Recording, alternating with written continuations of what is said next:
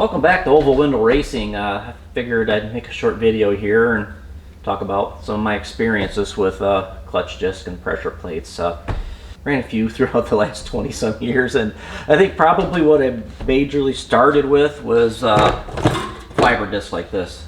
It probably wasn't this exact same type. I was just getting new into stroker game and probably cheaped out and went with a cheaper fabric. Well, this ain't that bad expensive either way, but I've pretty much always, since I started running the 2-liter stuff, always run a stage 2 Kennedy pressure plate. Matter of fact, this puppy here is I think my first and original one. It's 20 plus years old.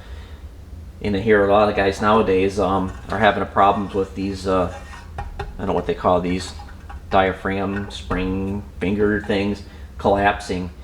Someone did point out that they don't like to be overextended.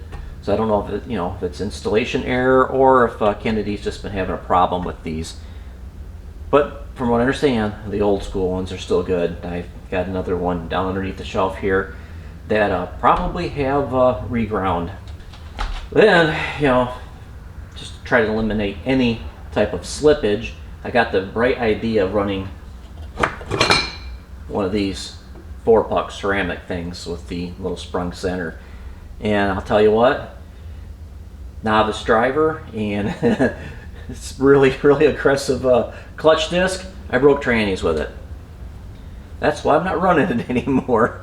Then I moved on to still running stage 2. I've always run stage 2 Kennedy, which I think they're 2,100 pounds. Started listening to some of the people on the good old Calloc forum. Some of you people have been in the game for a while, probably recognize the name.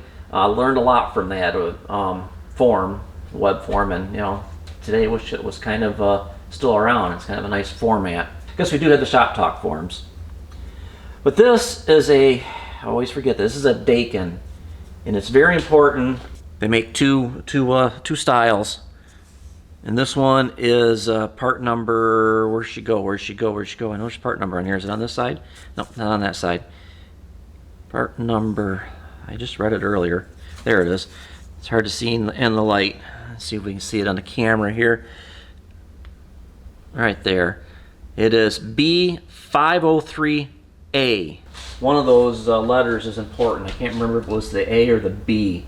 Might be the A, because this is the better of the two. And the price also shows it being the better of the two. It's a fiber embedded with like materials. Looks like copper and probably some other fibers in there. But this held up pretty good until I really started running a turbo. And really to this day I don't know if this gives out, or I did kind of oil soak it a little bit. I had flywheel issue, but I'd run, seemed like it worked pretty good off the line, but as soon as I started getting up and the boost started coming in, it would slip and the engine would rev up. It sounded cool, but it didn't seem like I was going anywhere. Now, with worries about slipping clutch, I decided to try this heavy thing. This here is a Black Magic, and a lot of people either love them or they hate them. I didn't have any good luck with it, but there is 2 things that I probably did wrong. Well, probably I did wrong. One was not shimming properly, I guess. I discovered that sometimes you gotta shim these pressure plates in order to get them to work with this. And I think this was advertised a little thicker than most pressure, most clutch discs. I think they offer this in 2 sizes. So that was probably one. You can see the hot spots on there. This sucker, at first it held pretty good, but then it's like I was blowing the tires off the line, but it wasn't. I was blowing the clutch. I actually did number the flywheel too. But it was the other thing I didn't do was have a fresh ground flywheel and pressure plate. And I'm kind of wondering how this one's going to be ground twice. Now the pressure plates, some of the old timers will say best to actually run them, then regrind them, and then they should be good for a while. That's true or not, I don't know. But not liking this, I decided to go back to the ceramic. And this is a Kennedy, I believe. Yep, it's a Kennedy 200. This is a 6-puck ceramic disc. And yeah, this thing, I didn't have any problem with this one slipping. But what I didn't do was have again, fresh ground flywheel or pressure plate. And this, you can see the lines on this Black Magic. This actually did do a number to the pressure plate. So I kind of did my own little in-garage resurfacing before I ran this.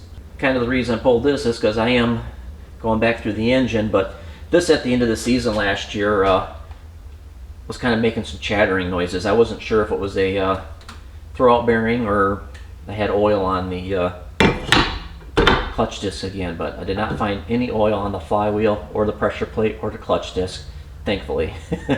So whatever I did, hopefully I can get the flywheel back on and not have an oil leak again. But I will tell you, this did actually smooth out the flywheel a little bit more too. Flywheel didn't look as bad. Okay, so we've done Black Magic, done ceramic, done standard fiber, done 4-puck, done 6-puck. So what am I going to go with now? Well, EMPI. EMPI has a clutch disc too, if you didn't know. So we'll open this up and take a good look at it. Try not to get it too dirty after handling all this stuff. But this, again, is a ceramic disc. 6-puck add it. But it is labeled with a sprung hub, but I don't understand what they're getting at. I don't know if the I know it's riveted, so it's hard to believe that maybe, I can't believe that this moves at all. I'm just kind of wondering if maybe this flexes a little bit. Kind of like the idea of the sprung. I mean, when I think of sprung, you know, we'll go back to the springs. You know, this is supposed to, you can actually see that it looks like it's a couple pieces. And it's supposed to give a little before it bites. And I'm kind of hoping that's what this does. Like I said, I got this from EMPI. You can find it on their website. But where I actually found this one was on Appletree's website. I'm surprised. Appletree's actually got a really good write-up. So if you want to get a description, a really good description on different clutch discs and stuff, I'd recommend going over to Appletree and check them out. They are here, home bases here in Michigan, and I kind of like that, having something close by. When in their descriptions, what they are saying in, you know, lessons learned, a nice ground pressure plate and flywheel. And I had my buddy over at Jim Green's Buggy Shop grind these for me. So we are starting with fresh surfaces again. Now EMPI has this, I asked them about it, and they actually have this labeled as a not circle track, as a street racing, you know, slalom street / drag racing clutch disc. Appletree labeled it as street driving mild drag racing, so hopefully I don't blow it up. We'll find out. I'm going to definitely put it to the test this summer. Like I said, last ceramic disc by Kennedy, I did run it for 2 seasons, and one of them was 1,200 miles around Michigan for Sick Michigan Miles, which I will be running again this August. So hopefully this holds out. I'm probably going to want to test it before then. Basically, where I'm at, if this doesn't hold up, maybe I'll have to drop some coin and give old Ron Loomis a call, because I'm really interested in that dual disc setup that he has there, and he actually uses a little bit smaller pressure plate in that whole system. I guess Kennedy also offers a twin disc setup, but you have to, it's probably the same with Ron Loomis, what you're limited to is the flywheel. I got a hold of Kennedy, and they said they were unable to do anything with a wedge-mated flywheel because that's kind of built to your crank. But they do offer 8 dowel.